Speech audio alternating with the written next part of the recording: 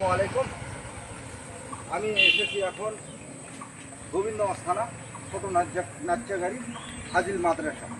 এখানে এসে দেখি যে এই যে পাকা রোডটা আছে, এই পাকা রোডটা চলে গেছে গাইবান্ধা, এখান থেকে চলে গেছে গোবিন্দগঞ্জ, মানে বিশ্ব রোডের রোডে যায়।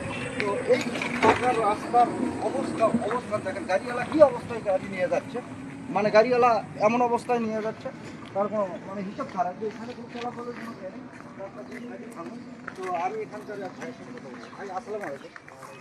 আচ্ছা, আপনার এই রাস্তাটার বিষয়ে একটু কথা বলেন। আমাদের এই রাস্তাটা গোবিন্দগঞ্জ থেকে গাইবান্ধা সরাসরি যোগাযোগের একটা রাস্তা, কিন্তু দীর্ঘদিন থেকে এই রাস্তার কোনো মেরামত হয় না। আপনি একটু কথা বলেন ভাই। রাস্তাটা বেহাল অবস্থায় আছে। এটা গোবিন্দগঞ্জ যাওয়া যায় এই রাস্তা দিয়ে, দৈনিক লক্ষ লক্ষ মানুষ এই রাস্তাতে চলাচল করে এবং গাড়ি ঘোড়া সব কিছু চলাচল করে, এবং বাজার ঘাট, স্কুল, কলেজ, মাদ্রাসা আছে। এই দিক দিয়ে যাতায়াত করা খুব মানুষের দুরূহ অবস্থা বর্তমানে। এই রাস্তাটা মেরামত করলে মানুষের অনেক উপকার হবে। ছোট নার্সারি হাম্মাদিয়া সিনিয়র ফাজিল মাদ্রাসার সামনে এই পুকুরের ওপরে এই রাস্তার এই বেহাল অবস্থা এখানে। তাই আমি আমাদের বাংলাদেশ নতুন সরকার তারেক জিয়া স্যারকে বলি, স্যার আমাদের এটা গ্রাম অঞ্চল, শহর না।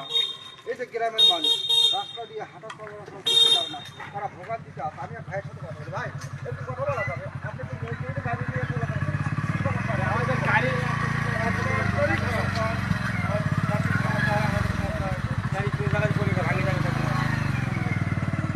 তাই আমি তারেক জিয়া স্যার আবারও বলি আপনাকে, আপনি এই রোডগুলোর দিকে একটু নজরদারি রাখুন।